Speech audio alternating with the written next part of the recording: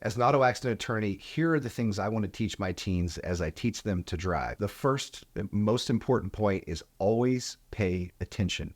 There's a million distractions in this world, especially for teens with social media and phones and all those things. When you're new to driving, those distractions are even worse because you don't always know what to look for on the road, but always pay attention.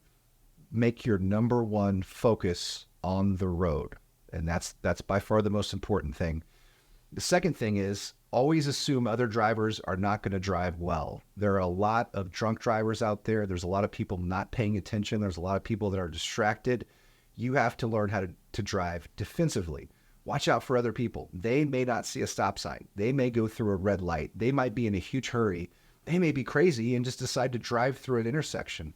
You always have to assume that someone is going to come across the center line or go through a stop sign or a red light. If that happens, you have to understand how to drive defensively and expect that those things are happening.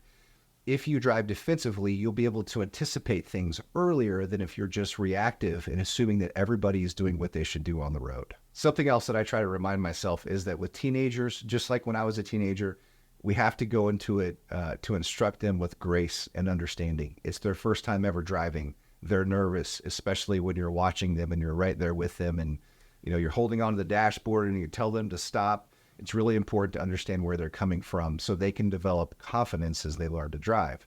So, let them make some mistakes that are not serious.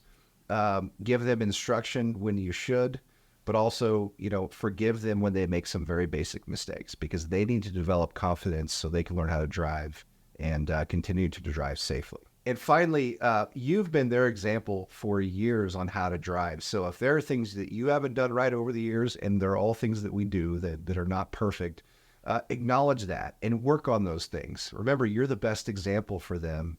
And you can say one thing, but if you don't do it, they may not listen to what you say. So be the best example of a driver for your teenager.